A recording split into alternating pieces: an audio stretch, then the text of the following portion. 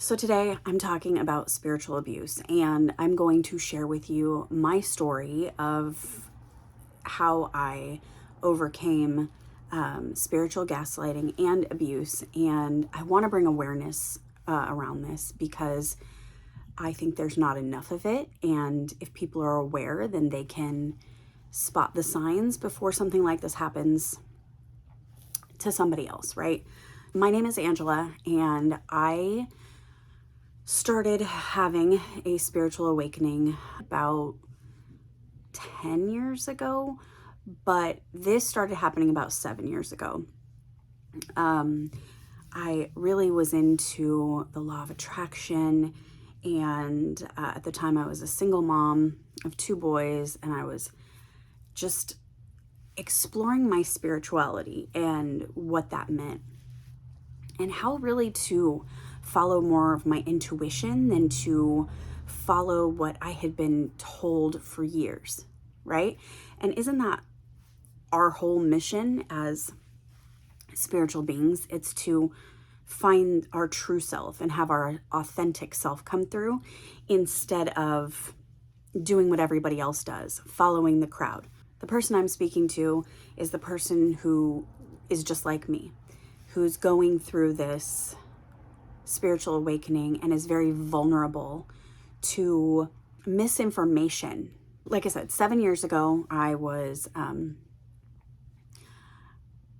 going through some really rough times, and I was homeless with my 3 kids. I had just had a baby girl at the time, and I think that's when things started to change for me. And in my life, I had always been a high achiever, and I had no problem getting whatever I wanted. I didn't know that that was manifestation, but I had no problem with it. It was like school, a breeze. Any job I wanted, I went for it, got an interview, I got it. Like I had 3 jobs, I paid for my rent and my cars myself, single mom. Like, I never had trouble. And crazy things started happening. Literally, my entire life started falling apart. And I went through some very bad domestic violence. And, you know, it's so funny how we as women are like, I don't know, I don't want to say in denial about it, but I know for myself, I was like, I wanted to always see the good. You know, it was so hard for me to believe that people could really be that abusive to people. And the moment that I realized it, I knew I was in a lot of trouble. And so I ended up going into a domestic violence shelter with my 3 kids. And from that, we ended up homeless because they were supposed to have had a contract for a year paying for my apartment, but all the federal funds got cut for that. So literally, single moms who had gone through domestic violence were told to get out on the street. And this didn't just happen to me, it happened to a couple of my friends that were in the shelter with me who had just gotten apartments too. So all the federal funds got cut for this program. And I was like, does anybody know? Like, is anyone aware that like they're kicking out single mothers and their kids on the street? But nobody cared. You know, I'm not kidding. I had no money. I had just had my 3rd baby girl. I wasn't even fully healed from the C-section yet. I couldn't even work. There was no way taking my kids to school and trying to take care of a newborn baby by myself. Yeah. So anyway, needless to say, I reached out to this amazing clinic, Obra Medical Center. And they were the ones who helped me get through the birth of my daughter. And I reached out to them, and they were a godsend. The lady who I spoke with, she posted my story on their business Facebook page. And in like 3 days, they had raised over $9,000 for me. We were able to afford a hotel so that I wasn't sleeping in my car with 3 kids. And that money kept us, like, I can't tell you how amazing, like, the money that they raised was the exact amount of money that I needed for the hotel stay to the last day. And I had no idea how long I was going to be able to stay. So while I was in that hotel, I began really seeking God because I wanted to know why this was happening to me. Nothing was working. I was trying to get another apartment. I couldn't get an apartment. I was in a hotel and the money was running out very quickly. So I fell more into spirituality and just talking to God, praying to God. And I really loved finding people on YouTube that were going through spiritual awakenings. I absolutely loved tarot card readings. They gave me hope. They inspired me. I absolutely loved just people sharing their stories about their spiritual awakenings. And like, I really gravitated toward that.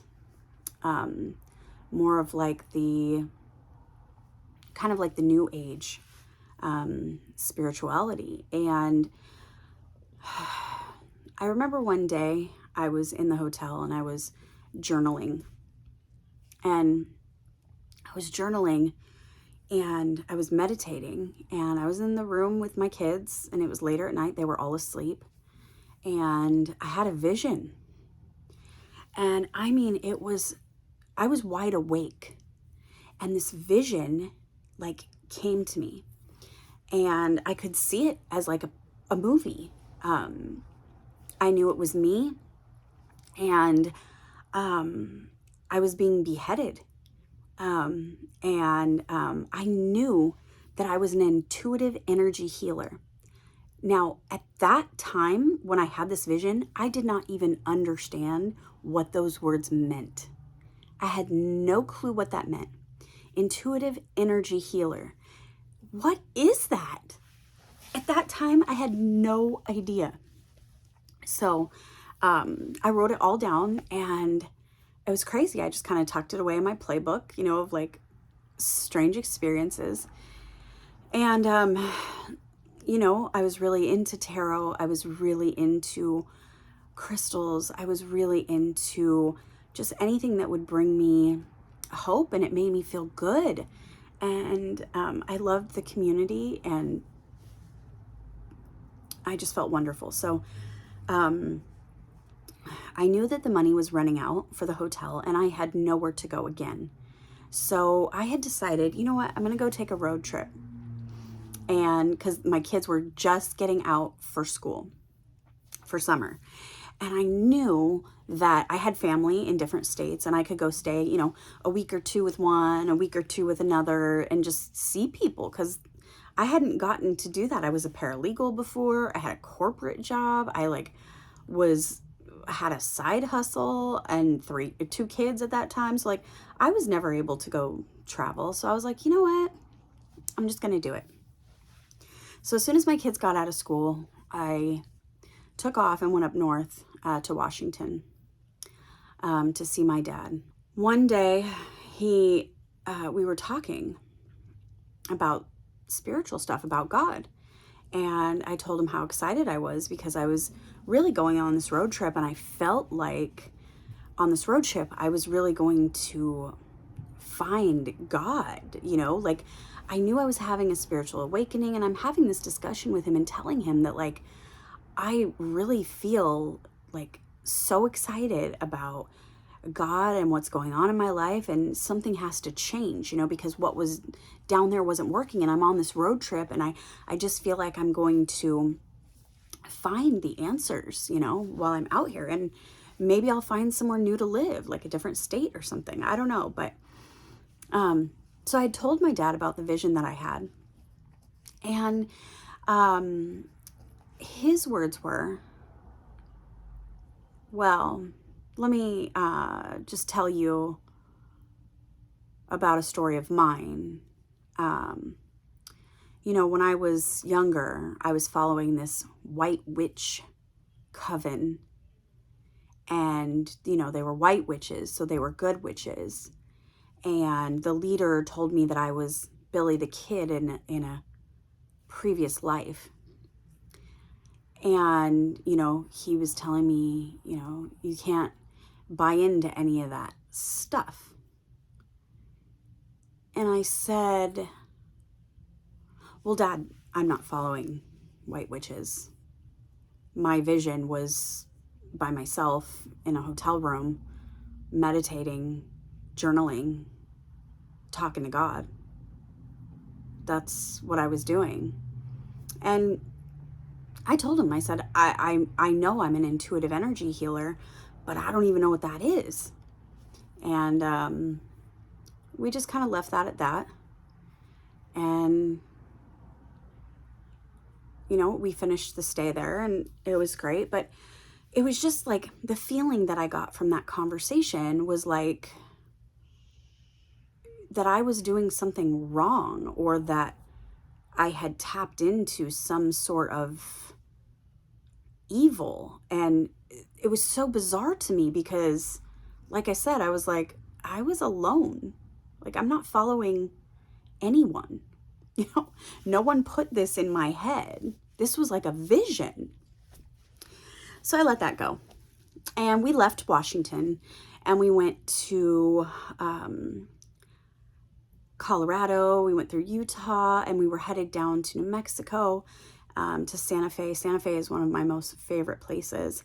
I absolutely, when I get into Santa Fe, it's like the spiritual vibe that I get is just so amazing. And there's so many artists there. And I feel like it's home, you know. And so got into Santa Fe and I was so excited, spent a couple days there with my kids and it was amazing. And then we were going to go to Oklahoma to visit some more family. And the moment that I was leaving to go to Oklahoma, I get a phone call and it's my dad. And he says, hey, honey, what are you doing right now? And I said, well, I'm actually at a grocery store, stopped. He's like, can we talk? And I was like, yeah, sure. And he said, well, you know, I wasn't sure if I was even going to call you and tell you this, but I saw some tarot cards in your backpack when you were here. And I also saw you had a couple of crystals. And I said, yeah? So? And he said to me, you know, I just need to tell you that that's an abomination to God. And that's, you know, you need to rip up those tarot cards right now. And I'm telling you, you need to rip them up and throw those crystals away because it's opening a door, a spiritual door to evil. And I said, Dad, what the F are you talking about?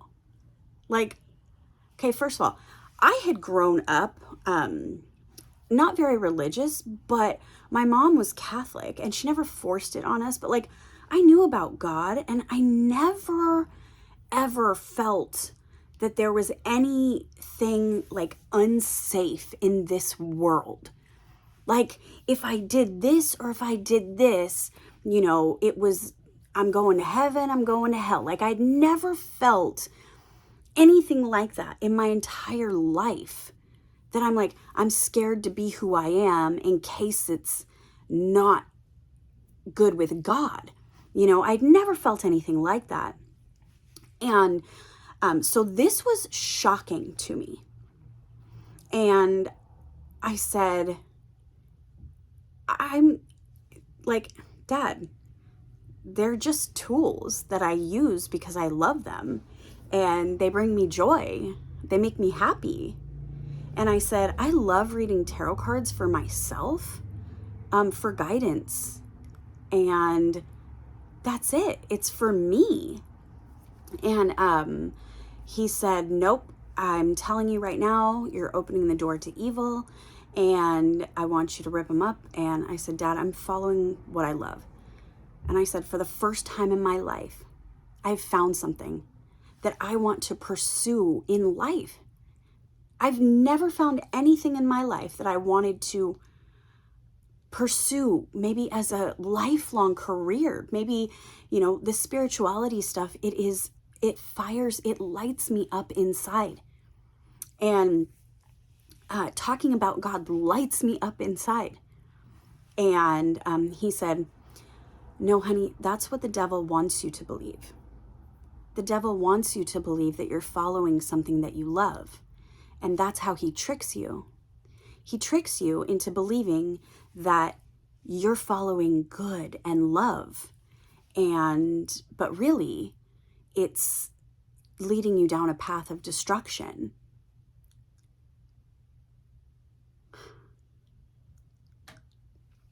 I said, Dad, I'm not ripping up my cards.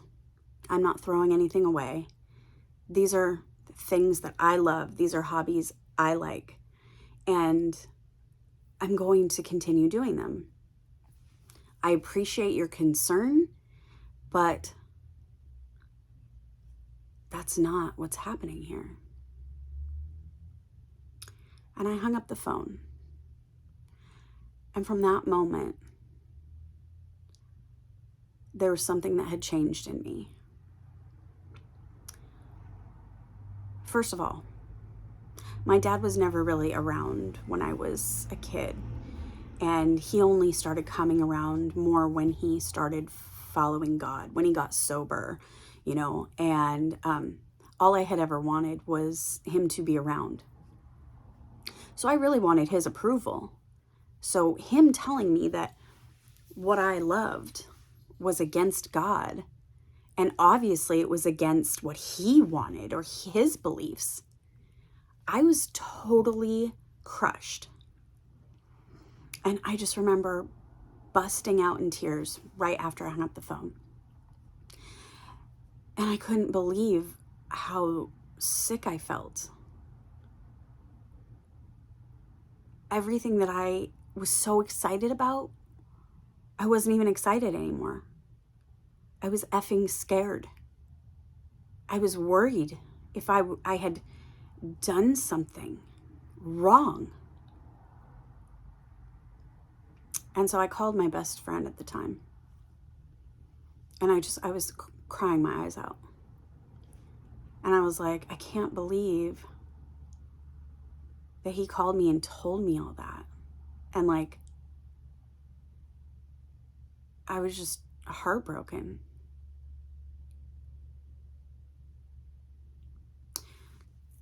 And he said to me, you know, Angela, he has never been there for you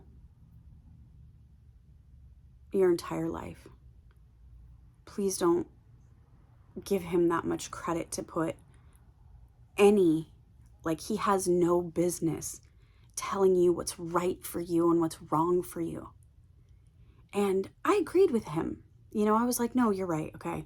And I composed myself, and I was driving to Oklahoma, and I needed to kind of get myself together and like feel okay, like to drive, you know. So I got to Oklahoma, and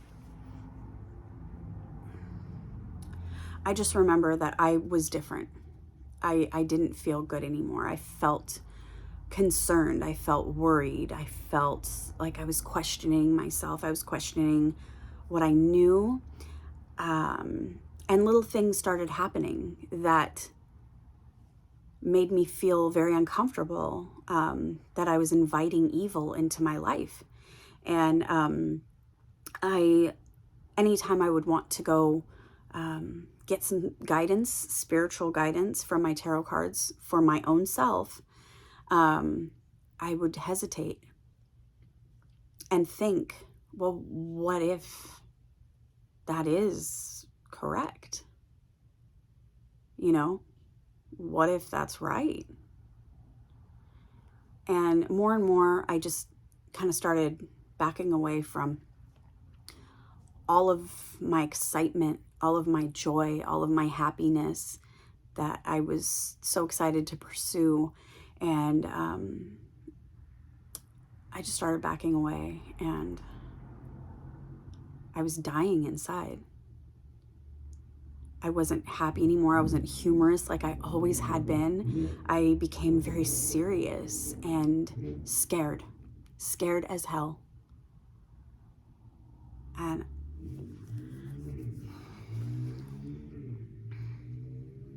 it was about 3 months later, and every time that I would meditate and get these intuitive feelings of maybe I should do this or maybe I should do this, I started second guessing myself completely, thinking, is this evil or is this good? Is this God or is this the devil? Is this love or is this not? You know, and like every little thing I would think or do to try to better my life and my kids' life at that moment was like, well, you know, my dad said that, like, that's how the devil tricks you, and he gets you to follow things that you think are love, but it's really leading you down a path of destruction. And I couldn't trust anything anymore. I literally started going into a shell. I became a shell of a person. And then one day we had come back to California from our road trip, and I was running out of money for places to stay again.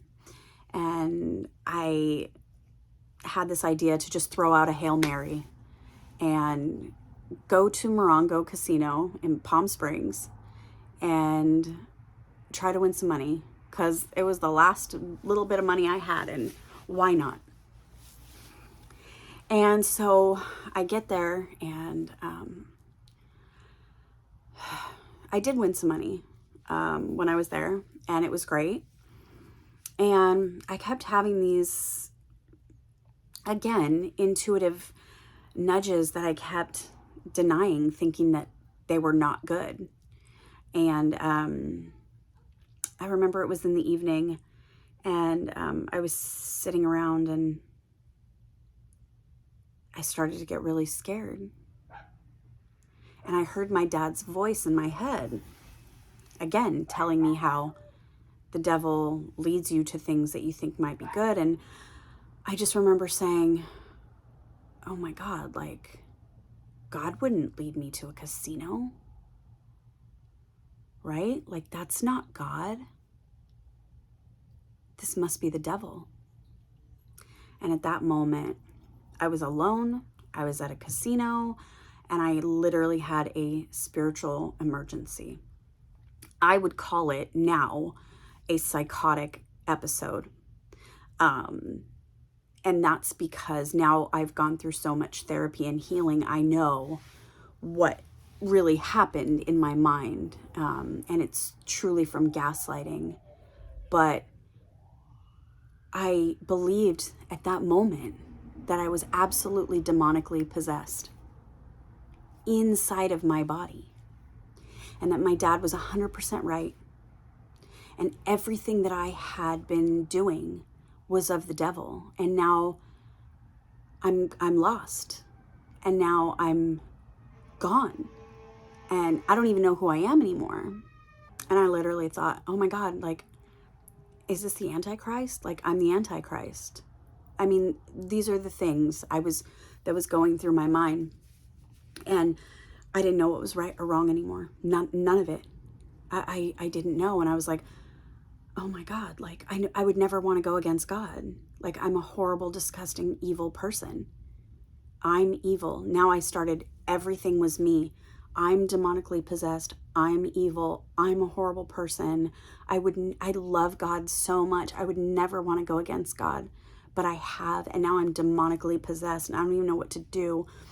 And I left that casino driving over 110 miles per hour on that freeway, literally thinking that I was being chased by the devil, chased by demons. I felt like they were in my car. I felt like they were possessed inside of me. Like, listen, this was beyond words. Let me tell you how scared I was. The next day, when I had realized what happened, I had burst all the blood vessels in my eyes from how afraid that I was. And it looked like I had been crying blood. Like, I'm not even kidding. That's how afraid I was. That was from fear. I literally almost died driving that fast on the freeway. I think I made it back to Los Angeles in like 45 minutes, and it's an hour and a half drive without traffic. So I was freaking out. It was like 2 o'clock in the morning, and I got back to my home area, and I immediately drove to a police station. And, you know, the police station's closed, but you can pick up a phone and call for an officer, and I did. And I begged the officers to please put me in jail because I was so afraid of what was following me. And I told them the story. I said, listen, I think I've gotten into something spiritual that I don't know what I've got my head into, and I need help, but I'm so afraid. And so, needless to say, they wouldn't put me in jail. But I tried. And so the next day I went to a church. I went to a Catholic church that I had known. And I told the priest everything in his office. And he did some like repentance prayers with me. And what was so incredible was when I did those repentance prayers, I mean, I literally felt like fear coming out of me.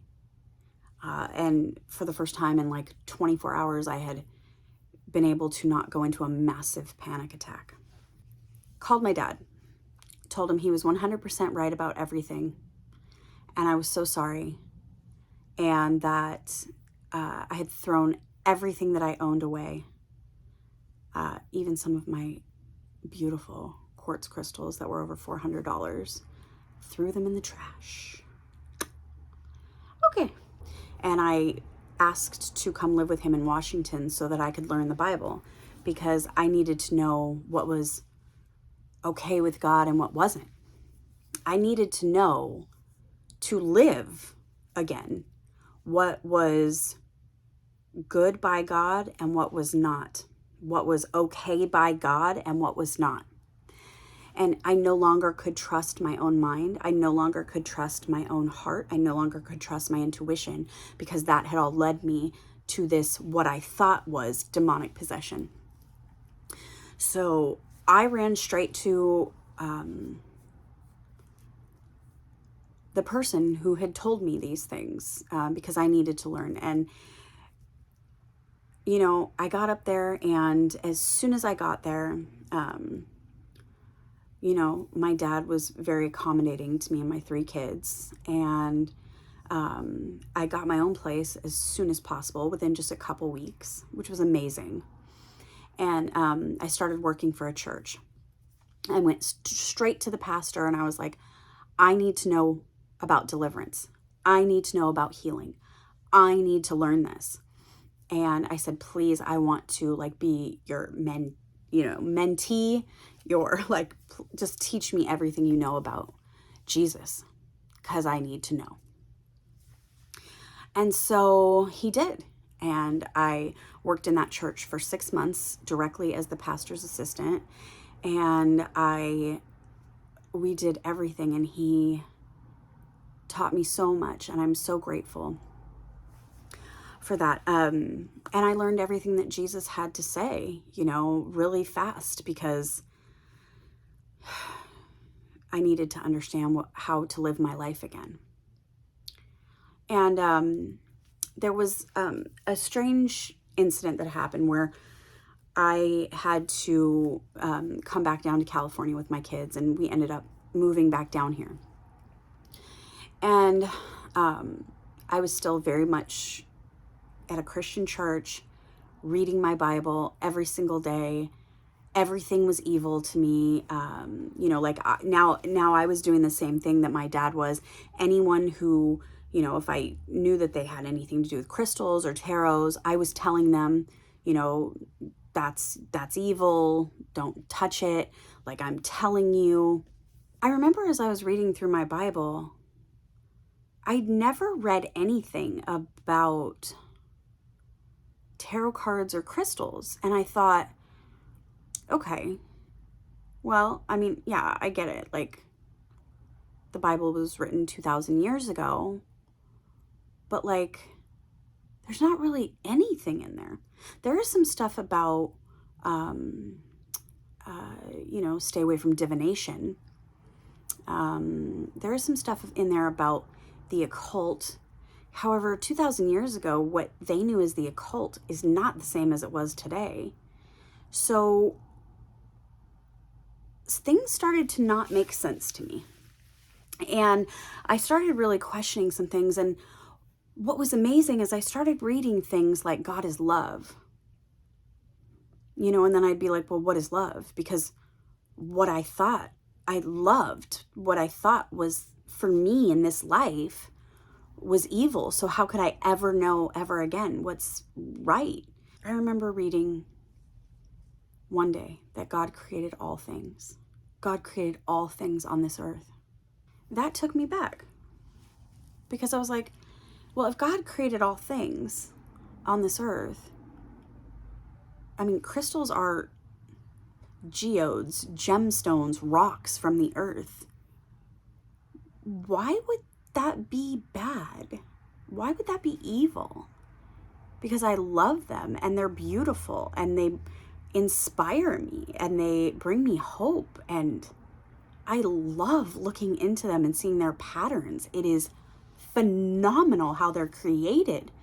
They've always like lit me up with just imagination and excitement. I mean, literally, that's what I get from them. That didn't make sense to me. What also didn't make sense to me is that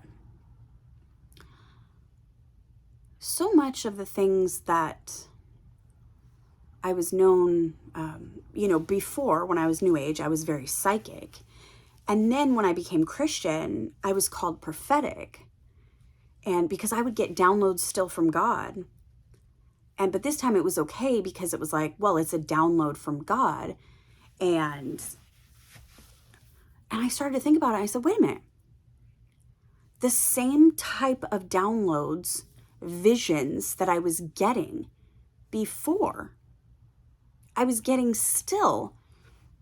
But this time it was okay because they were called prophetic visions. Wait a minute. It's the same thing. It's literally the same thing. And I knew it because it's the way that I would get downloads before the incident. I'll call it the event, before the event, was the same way that I was getting them after. Just, I knew that it was okay because the pastor was getting downloads. People would give each other words from God, all kinds of stuff. And so that just didn't make sense to me. So there was a lot of things that started not making sense. And I was so sad. I was not the person I was before.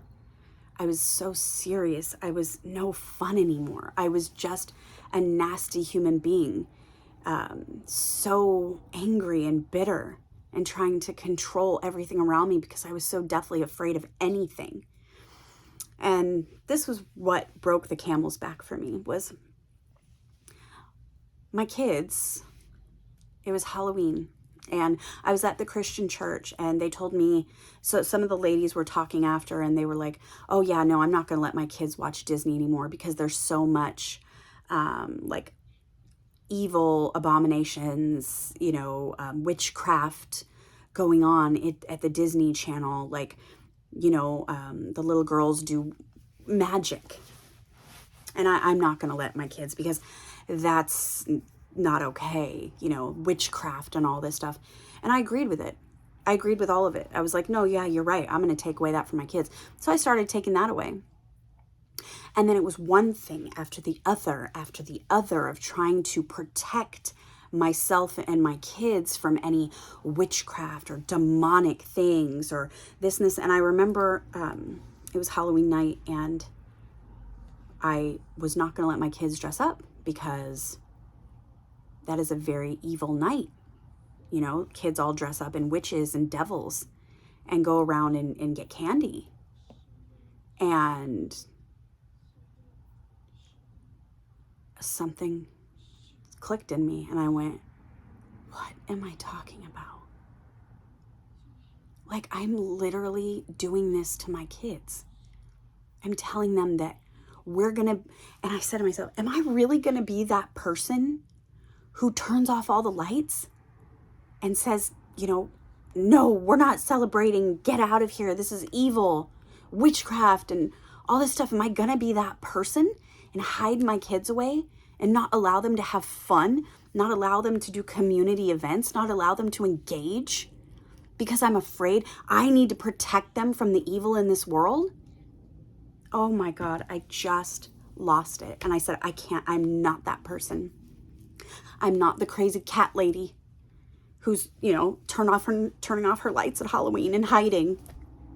Like, no offense to anyone, but seriously, that's not me. And that never was me, but I became that all of a sudden. And I was so religious and I was telling other people what was right and what was wrong and what was okay by God and what wasn't. How dare me? That's what I thought. How could I look at another human being and tell them what was right or what was wrong for them? And then I would use the name of God. So I was committing just as much spiritual abuse and gaslighting as they had done to me, which we'll get to that in a second. But I realized something is completely wrong here. And Jesus, everything he said made no sense to me anymore. You know, they came to him and they said, hey, teacher, there's all these rules, you know, the 10 Commandments, and what do we follow? What do we believe? We don't know what to believe anymore. And Jesus said, forget everything. Follow this one commandment. And if you follow this, there is no law. Right? And he said, love the Lord your God with all your heart, mind, and soul. And then love your neighbor as yourself. Okay. I've said this so much, but you know, he did not say, love me, your God Jesus, with all your heart, mind, and soul. He didn't say that. Read it. Go read the words. He says, love the Lord your God. And so I was like, wait, what? With all your heart, mind, and soul. Love the Lord your God. Well, where is my God? Right? Like, I was like, where is God? Where is my God? And then, you know, it hit me that they say that the kingdom of God is inside of you. Love the Lord your God with all your heart, mind, and soul.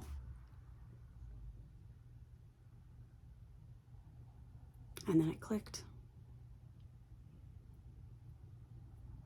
That something was mentally not okay with me.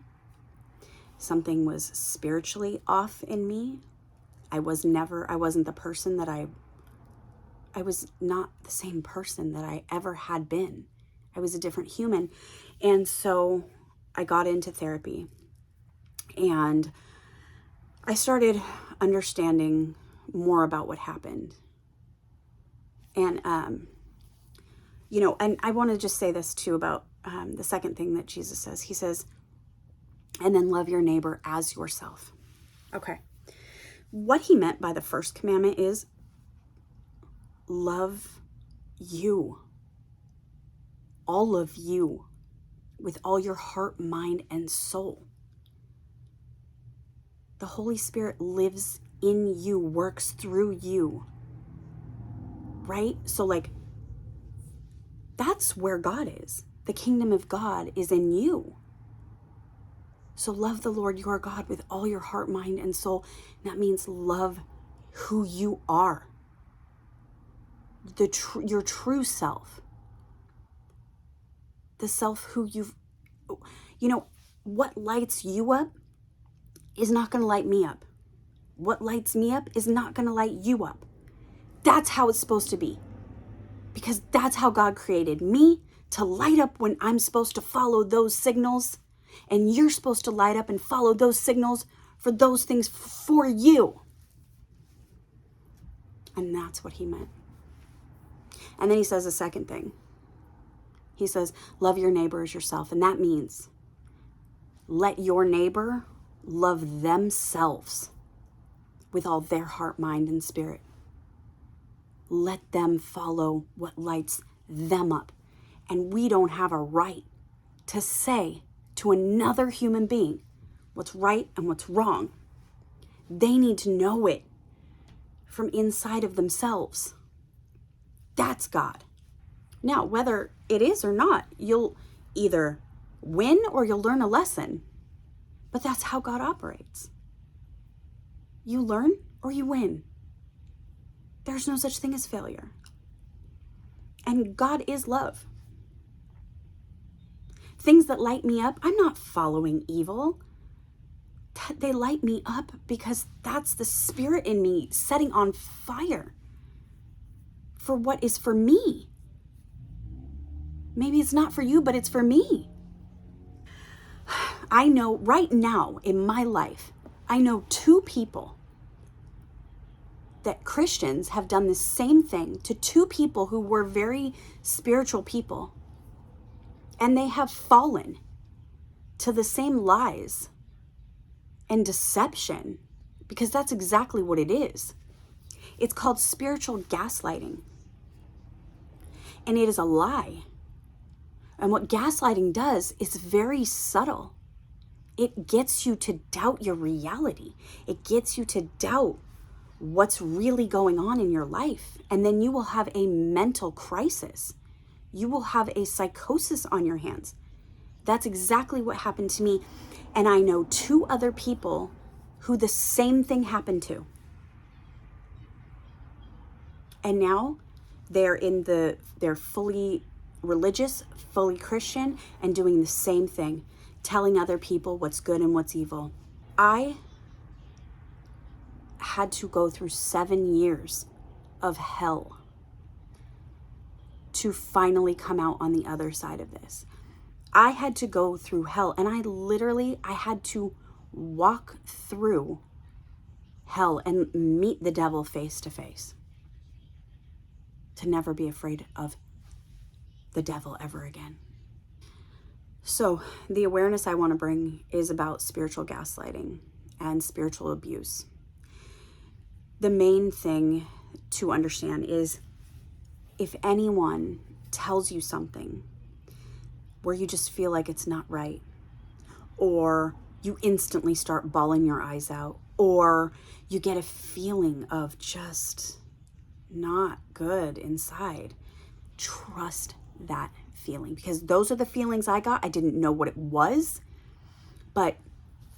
and it took about 3 or 4 months, I slowly started to second guess my own mind until I had a mental breakdown and I almost died. And it was all an illusion. It wasn't real. Everything that I was told, the words came out of my dad's mouth that he told me, was a complete lie. It was not true at all. I have pulled back every single piece of my soul. And now I'm happy again. And now, oh yeah, I messed with some tarot cards. And now I did recapture my amazing quartz crystal. There it is. And it makes me happy. And it brings me joy. I'm proud of who I am. And I want to bring this awareness because gaslighting is so serious. It is when you are using lies to convey fear so that it controls and manipulates another human being. So what do you think is happening to me when someone that I think is more spiritually advanced than me is telling me that everything I'm doing is of the devil and is an abomination to God? What do you think? I'm instantly second guessing everything that I've done. I start going through my head and everything. Oh my God, like, has there been anything, like, what have I done? And like, that is where you know that something is wrong. And if you can just be aware that that is not reality. Today, I'm so blessed. Today, God walks with me. And there's no one who can tell me any different. And no tarot card and no crystal comes in between that. I still get to do and be who I am. And that is good with God. Because God loves me for who I am. There is no judgment there. There's no judgment. That means God doesn't look at you and go, nope, you're evil, you're good, you're evil, you're good. Guess what? We're all loved for who we are. That's how Jesus operates. Not what I was told. That's crazy. And you know, I want to say this too. I thought like I was so strong of a human being. I thought I was mentally really good, solid, because I was, until that happened. And like I said, over 3 or 4 months, everything started to crumble, and I started thinking that everything, I mean, just slowly, like, and I can't tell you how serious it is. And if you're a Christian watching this and you're doing this, think about what you're doing to humans. Okay? It literally causes someone to have a mental breakdown. Think about it on the other foot too. It's like, what if someone were to come to you and tell you that like your Christian beliefs, your belief in Jesus is all a lie, and that the devil brought you to it and it's all demonic? I mean, think about that. Okay.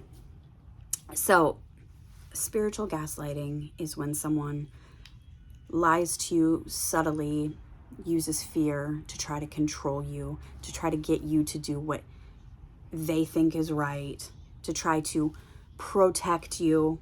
If you hear that, no, run. Well, I just want to protect you. Protect me from what? From finding out who I am? I hope this video helps whoever sees it.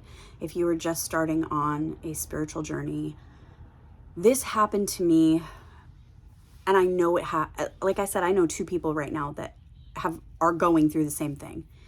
And so I'm sure there's many more. But I was very vulnerable spiritually.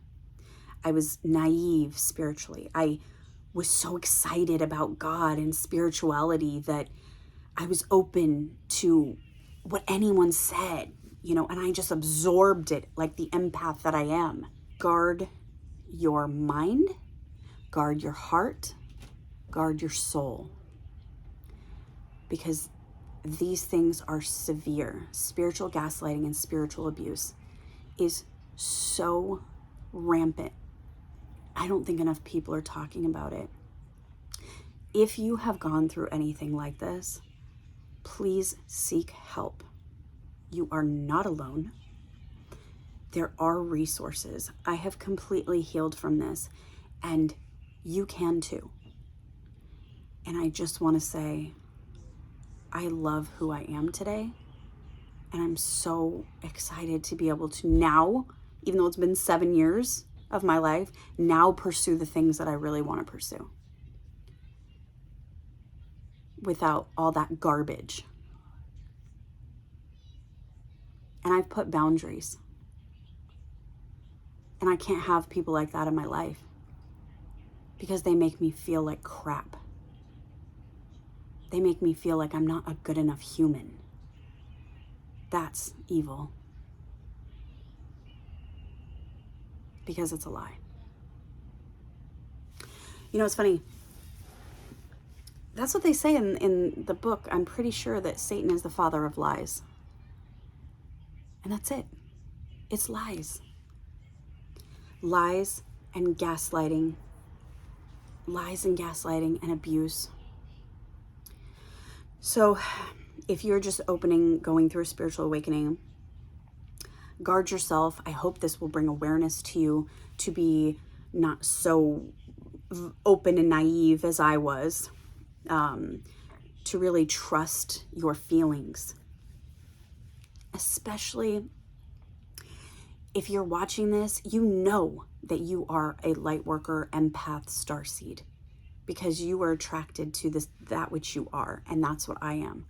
And so when we go through our spiritual awakening, we're very open and absorbing and taking on these feelings, but trust your intuition. Trust those feelings that you get. I got all the right feelings. I just didn't trust them. I said no, because my mind was like, no, that can't be. But I got all the awful, icky, horrible feelings from it. But I didn't know what it was. So therapy, shadow work has changed my life. I am an intuitive energy healer, and thank God that I am, because over 7 years, I've just psychically gotten downloads of what to do at exactly the right moment and how to heal that inside of me. Like, it's a psychic, intuitive energy healer thing that I can't explain. It's intuitive. So